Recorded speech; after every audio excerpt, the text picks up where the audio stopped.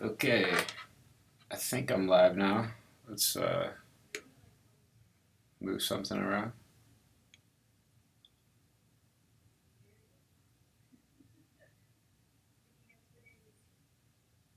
Maybe not.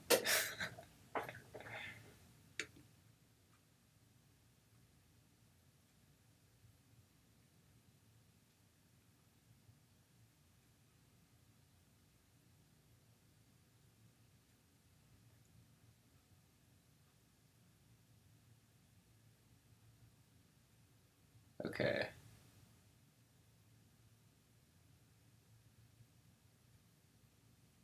I guess I am live. Sorry about that. I was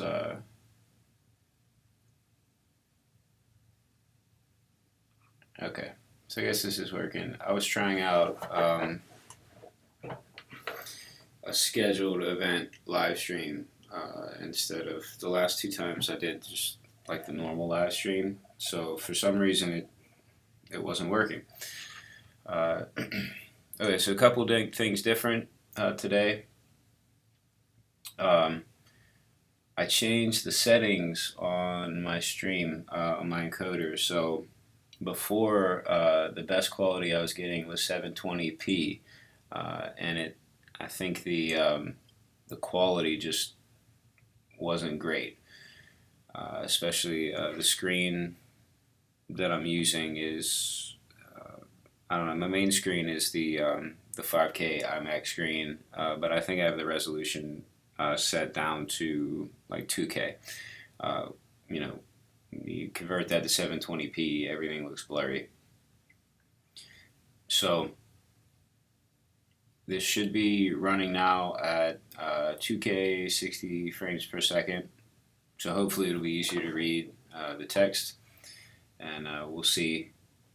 Uh, I can't really tell right now if it's better quality, but we'll see. Hopefully, then the video that gets onto the YouTube channel after we're done will be viewable at 2K.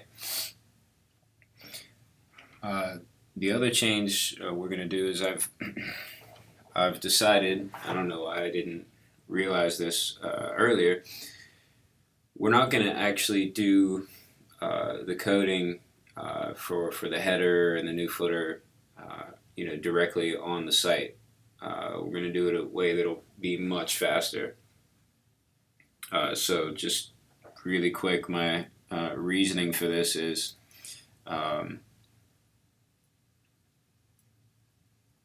the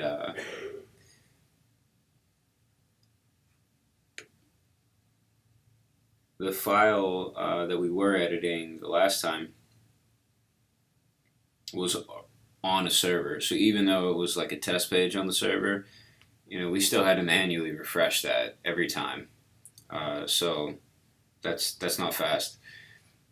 And because the file extension was I think .master, we weren't getting any syntax highlighting on our code. So that makes it a lot harder to code. So you can see that, you see what I'm talking about here. See, no syntax highlighting. What we want is something more like, like this. So it makes it a lot easier to read.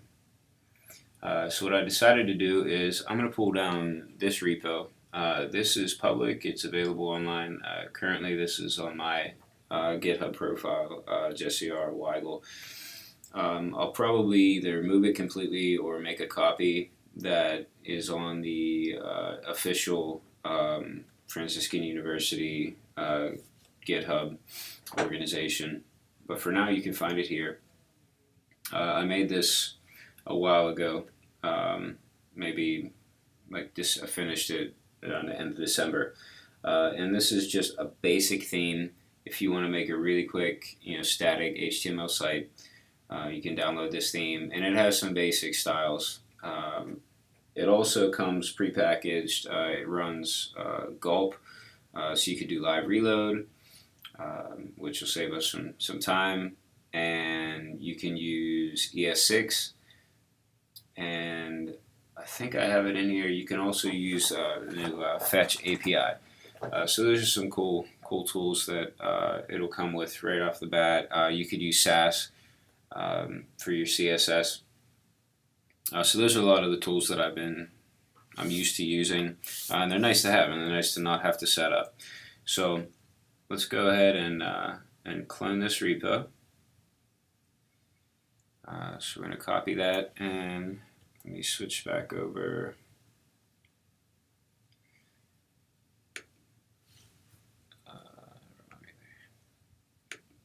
We're going to make a directory. Let's just call this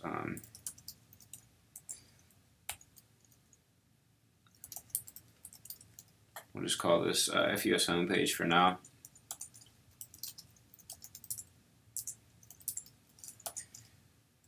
Okay, and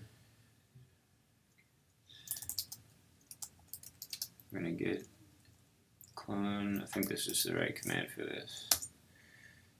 Great. Okay, so we've done the git clone. Let's see. For this repo, I'm using just regular npm. Let's see. I want to run yarn. I want to see if this works without a lock file. So let's try it. No lock file found. So let's just try.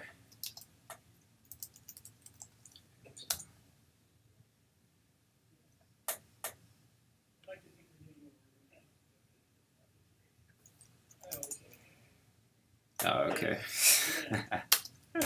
I don't clone often enough to remember that you actually have to go into the directory. So it did save as FUS static template.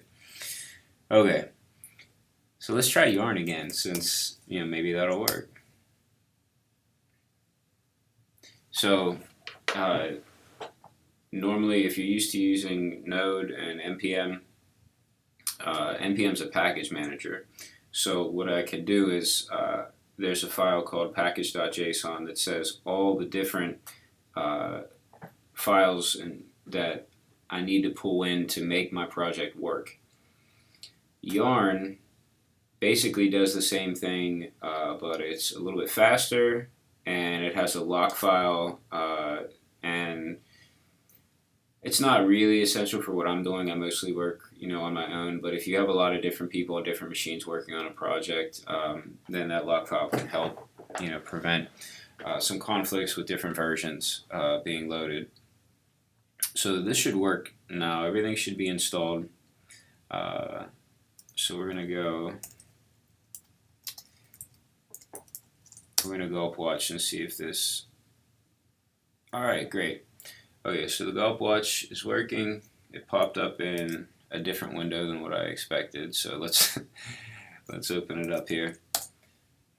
Okay, so you can see this is running on just a local host. And when you run this with Gulp, it's pretty useful. You can see it tells me where I can go localhost, but it also gives me an external IP address. So anybody on the same network can just type that IP in, and they can see the site. They can see any changes I'm making live. You can even type the IP in on your phone or a tablet, and see what it would look like live right there on your phone. So super useful. One thing to note, anybody who starts scrolling around on the page, it'll make the page scroll for everybody. So I've actually made myself motion sick before with other people scrolling on a page, and having the site open on multiple screens at once. I get motion sick easily. So watch out for that if you have a lot of people all looking at it.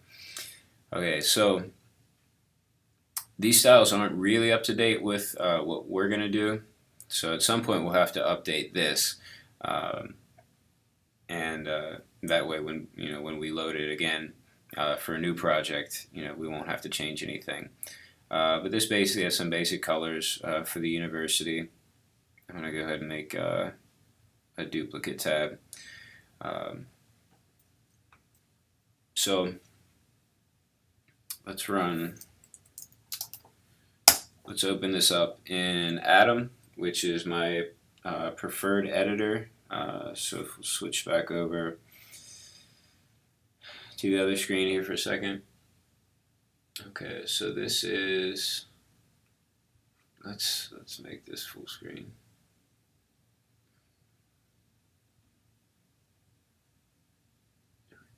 Okay.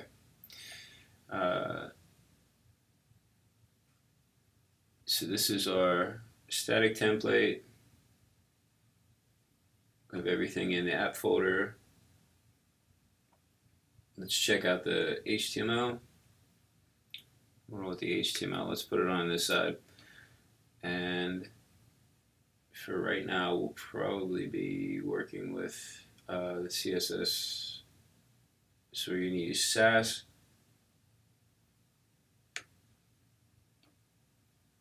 Okay, so this will just give you an idea what this gives you, right off the bat. Just some really basic styles. Have some, some Sass variables here, just for the basic. This is the cool color palette for the university. So these are, university approved colors. For the most part, we're just going to be using the green, the gold, and probably a little bit of the yellow at some point.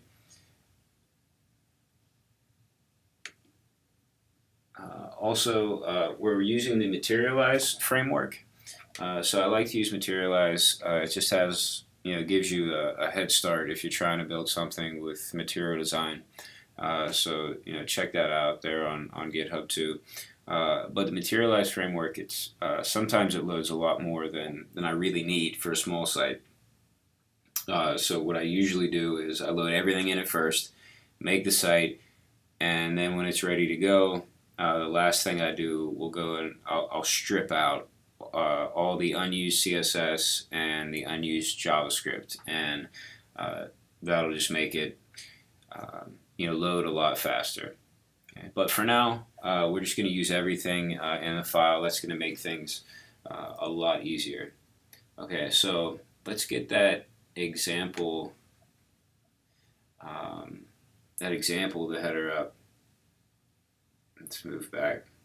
Okay, so if you remember, we had an example, styles for an example header already finished, and I had done this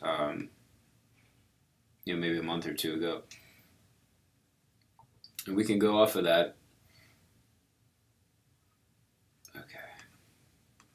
See what picture we get this time. Okay. And this is a random picture every time from Unsplash, so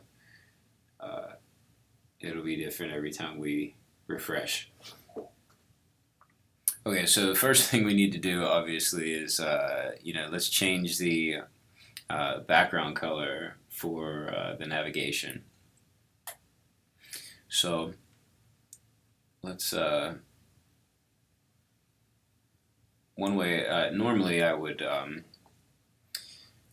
up DevTools and figure out where to change the color like this. For now, we don't really have a lot going on, so we could probably just as easily find it directly in the SAS file. But I'll just kind of show my normal workflow. Okay, so here we have the color on the nav. Let's see, we change it, we go with white. So does that actually materialize?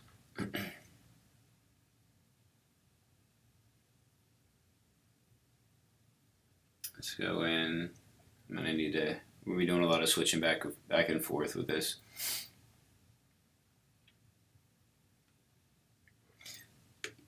Okay, so I'm just gonna go in here. I actually have it changed in the materialize CSS. But for now, I'll just put it in here. This loads after. It should override it anyway. So we're gonna go with background. Oops. Background color. That's what we want.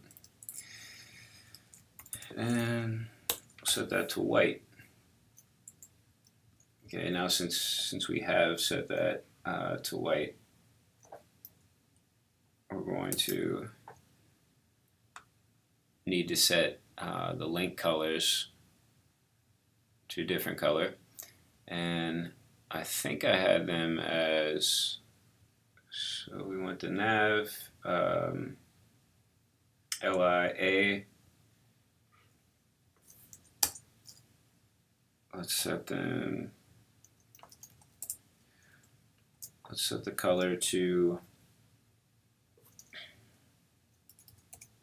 Let's go black for now, and we'll see how that looks. At some point, we might either change that to the green, the Franciscan green, or maybe we'll make that a little bit on the gray side. So it looks like my style's not overriding this. Let's do this. Let's bring this. I think it'll be a lot easier for you guys to see if I pull this onto another screen. So I'm going to shrink this up for now, and let's pull this right here. Okay, so now we can see what's going on. I'm going to keep my DevTools open on the other screen, so you won't see the DevTools right now. And if I need to, I can switch the screen. I have a 3-monitor setup, so usually I'm flipping back and forth between the 2 monitors, but I guess that doesn't work too well for YouTube. So basically what happened was we changed the color, what should have been changed for the link color. Oops, is this why it didn't change? Yeah, this is why it didn't change, because I changed the wrong thing. Okay, so what we want is, within the nav, we want UL LIA. And that should give us enough specificity that it should work.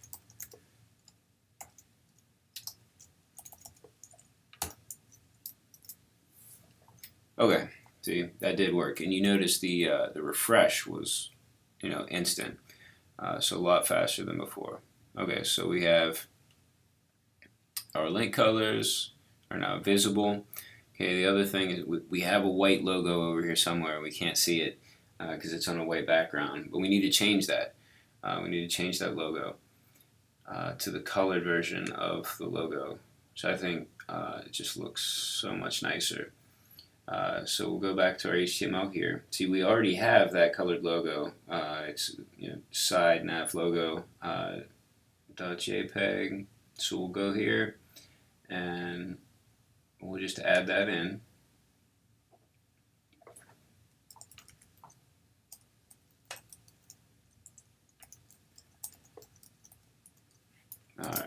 that should, there we go. Okay, so that refreshes for us. Okay, so if you remember what we're going for in terms of a header, I'll pull this one over. Okay, so this is our example header on the bottom. Okay, so we're getting there. We're looking a lot closer than we were. Okay, so we have about 10 minutes left in this video. So what we need to do, it looks like I did have a green. Okay, so at some point we will change this text to green. What we need to do now is we're going to change the position and the size of this logo. And that's definitely doable within our time frame. Okay. Let's look. I'm going to inspect this just to see what kind of size we put on this.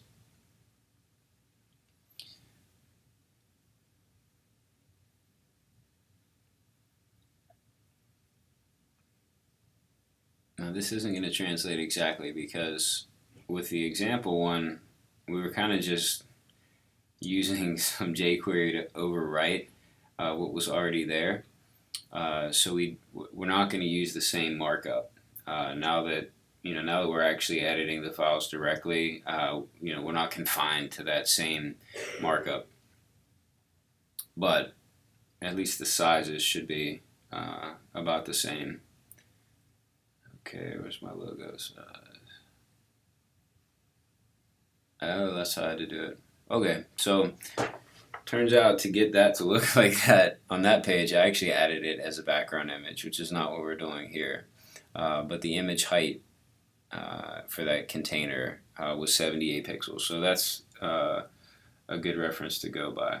So let's, on this image, we're going to set the height to 78 pixels. All right, and I'm setting this in DevTools on my other monitor. And now, let's see. Looks like we're going to have to make the nav a little bit bigger. Maybe we can decrease the margin a bit. I think we can drop that margin, that top margin down, and it'll still look okay. So let's go back to our styles, and we'll put this in here. In our nav, we're going to look for that brand logo, and then the image, that's where that's contained. I'm going to bump this up to 78 pixels, and then we're just going to completely remove that top margin. Okay, so we've saved it. It worked. Nothing changed there since it just kept the same styles that we had just put in. Let's check out our nav. We're going to want the nav to be, let's check out this height on the nav. Probably we want it to be more than 78. Let's try 80 pixels. Alright, we need a little bit more. I'm guessing 85 will do it. Okay, so we got 85 pixels. So now it's not too bad. We got the logo fits. We still have that gold bar underneath. It looks like on our example, that gold bottom border is a little bit thinner. Okay, so we'll need to thin that out. Also, we don't have quite as much space underneath the logo. So let's drop this back down to, let's see if 83 will do it. This will be close. Okay, I think 83 looks a lot better. I love to get the top nav just as thin as possible, so you have a lot more space for your hero section. So let's drop it down. Let's see if we can get away with 82. No. Okay. So 83 is the right number there. Okay, and we can't get away with 82 because this image is actually, it's a JPEG. It doesn't have a transparent background, so you can see it. That white came down over top of the border. I'd like to get an SVG version of all the logos at some point, like we have here in the footer. I think this is our SVG version. It's just like I talked about last time. SVG logos are just super crisp and scale really nicely. So for now, we have the JPEG. Obviously it can't have a transparent background, so we're kind of stuck with this. So this is the the maximum, or the minimum height that we can give to this. So let's find that gold, where we have that border on the bottom. Okay, here we go. So the bottom border, I think I went with a 3. Alright, that's perfect. So that looks the same. It's a little bit more prominent up here because you don't have the color background. Okay, but I think that 3 pixel bottom border, it just looks a little bit more sleek than the 5 pixel. So I don't know. Let me know what you guys think. Maybe it's not a big deal, but I think that 2 pixel difference. It makes a lot of difference. It's only 2 pixels, but that's what, like 40% difference if we're talking about an original 5 pixel height on that border. Okay, so that's nice. It gives us just a touch of that gold. I actually think that Franciscan gold color, if you have big blocks of it on the page, it just does not look good on the web. Okay, it's a much better print color. So I just I use it sparingly, just as a border color, and it's nice against the white. It does really look nice. Okay, so we've got that taken care of. Let's check our time. Okay, so we got about 2 minutes left. One thing that is also different is we have this logo. It's in a little bit. Right now, I think we have it in a container that has a variable width depending on the screen size. So as we shrink a screen down, it'll go off to this. Actually, it goes in the middle because we have the side nav come out. But you see here, we don't have that. It actually stays at the side. So I guess we got to make a decision to see if we want it or not. I was going to change it, but I think for now we'll just leave it. We might actually want this behavior for the logo to kind of be in a little bit more in line with our container. So we'll leave it for now. That's not going to be a difficult thing to change later on if we really want to change it. One thing I did notice when we shrunk down, as you can see, there's no menu icon here. So it is there, but it's the wrong color. So remember, we changed this nav background from green to white. So we'll have to remember to change that as well. But you can see the side nav's there, it's working. The logo on the side nav was a little bit off, so we'll have to fix that. But for now, I'm almost out of time. So I think you can see we've got the top nav looking a lot closer to what it's supposed to be.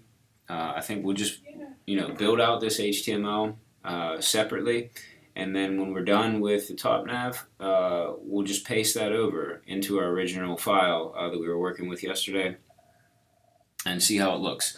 And then at that point, we can pull out our HTML for the individual links and put in some of those dynamic fields that'll pull content from the database to fill out that menu.